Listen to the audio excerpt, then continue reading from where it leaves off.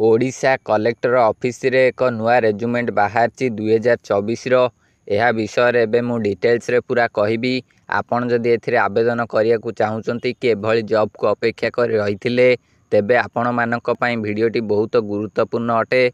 तेबे आपण माने वीडियो को आगो को देखंतु। एई जो कलेक्टर ऑफिस रेजुमेंट टी एटा को ऑर्गेनाइजेशन रु बाहर देखंतु। एटा office of the collector and district magistrate Kalahandi gov of Odisha Kalahandi तरफ एटा बाहर। कलाहांडी रो डिस्ट्रिक्ट मजिस्ट्रेट और कलेक्टर ऑफिस रु ए रेजुमेंट टी बाहर।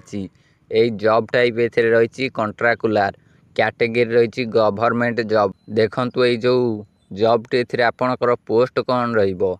ए जो जॉब टी आपण पाइबे कॉन्ट्रैक्चुअल जॉब टी एथिरे पोस्टिंग कोन रहिबो आपनकर। देखंतु पोस्टिंग रहिबो teaching and non teaching. Teaching रो रहिछि और नॉन टीचिंग रो मध्य रहिछि। एप्लिकेशन मोड ऑफलाइन देछि स्पीड एंड रजिस्टर पोस्ट। देखंतु एथिरे को माने आवेदन करिवे। एथिरे ओडिसा रो ऑल कैंडिडेट आवेदन करि परिबे। ओडिसा रे जते जण प्रार्थी अछंती समस्त एथिरे आवेदन करि परिबे। प्लेस ऑफ पोस्टिंग होछि Odisha.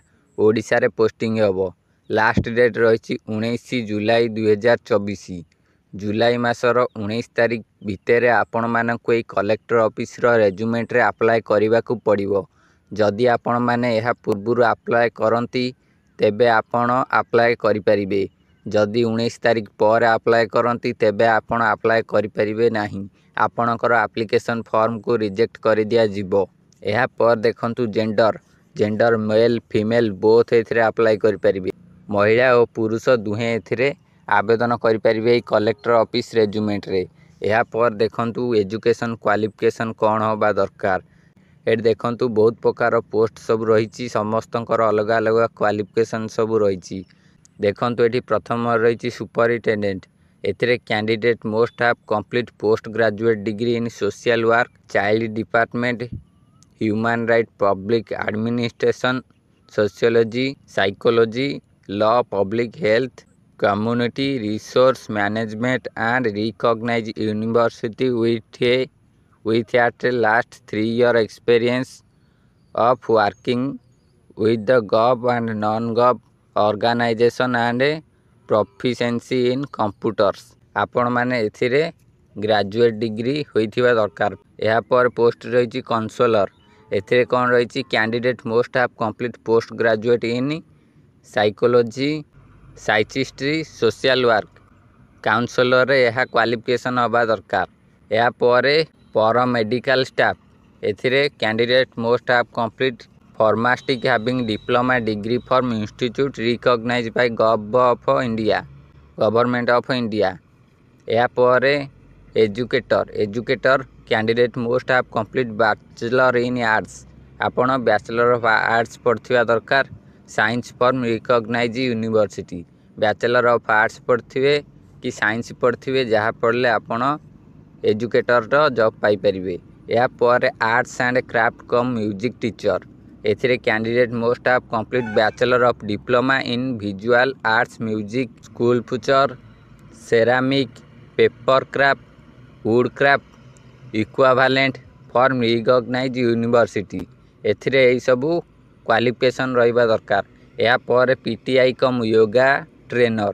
Candidate most have complete bachelor in physical education BPEd from a recognised university. या पर रहिछि cook and helper cum night watchman. एथिरे आपण माने 10वीं किंबा 8वीं पास करथिले मध्य ए कुक एंड हेल्पर रे काम करि परिबे।